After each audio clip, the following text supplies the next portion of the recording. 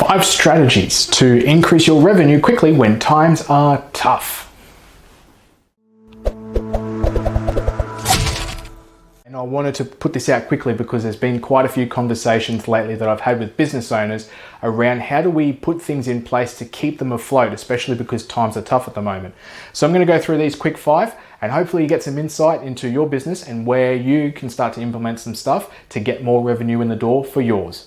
The first strategy here is value. Now, this one has 2 kind of dimensions to it. Value as in, yes, how do I get more value, as in charge more for my products and what I do?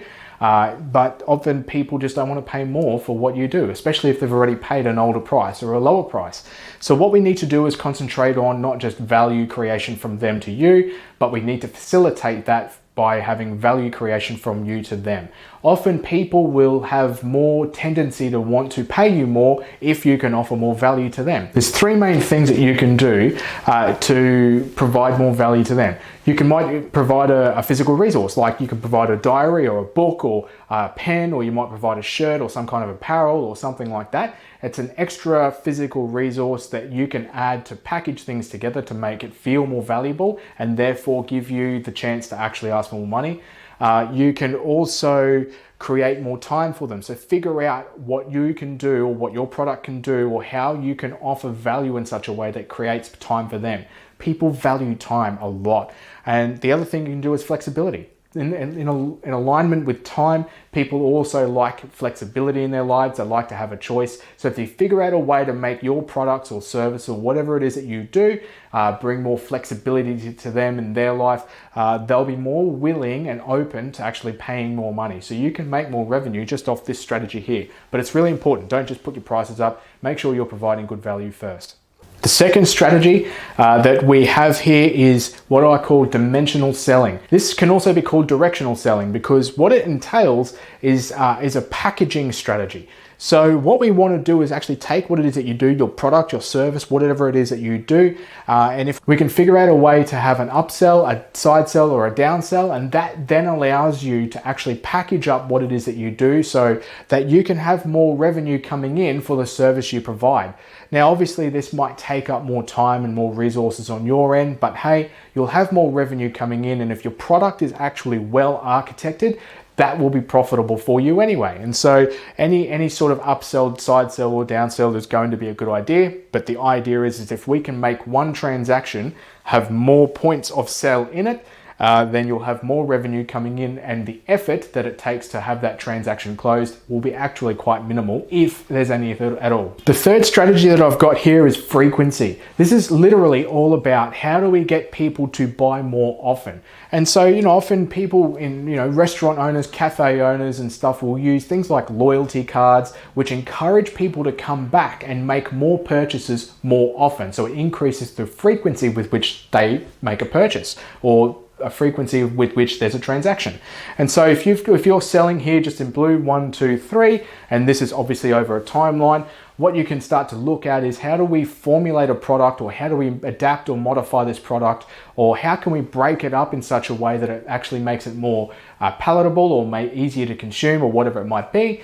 But then we can do it in such a way that we end up selling 4, 5, and 6 in between, so that more often people will be coming back. The frequency of purchase will be coming up, and therefore, if you are able to average out or increase the price per transaction average, and that way, with more people, more transactions, you'll make more revenue for that same product line or that same product, depending on how you structure it. But the frequency thing is just how do we get people to buy more often? The fourth strategy around this is more transactions. It's not the same as frequency. What we're actually looking for here is a higher volume of people just coming through. So they might just be buying once or twice or however it is that they normally would be buying, but we want more people. So this is going into like marketing, like activity to really ramp up more people coming through your doors so that you can sell to more people. More people means more sales means more revenue. So if you know that, for instance, if you've got your pipeline numbers and your conversion numbers and percentages and stuff like that lined out, if you know that you'll close 3 sales out of every 5 leads. We then have to put activity down to generate 5 leads so that you know that these 2 people on the end in red, they won't be buying. That's what we knew was going to happen. But these first 3 here, they will be buying. So technically, we put an investment of action and possibly some kind of time and money resource down to generate those 5 leads. Your revenue is going to go up because you'll make 3 extra sales. The 5th and final strategy that I'm talking about here is called fish where the fish are. This is a beautiful little analogy that I talk about with a lot of business owners, because often we can get stuck in our ways, and it's easy when it's our business to not be able to see what value we can provide in other areas. And so what this entails is, often we can find ourselves with a fishing rod fishing in a pond that's got no fish. Meanwhile, there's a pond just down the way, it has heaps of fish. So what we need to do is understand the fact that, hey, we can take our experience, our IP, our knowledge, our current products, we can formulate, we can adapt, we can make, we can build, we can do something that means that those fish in that other pond will actually find it valuable.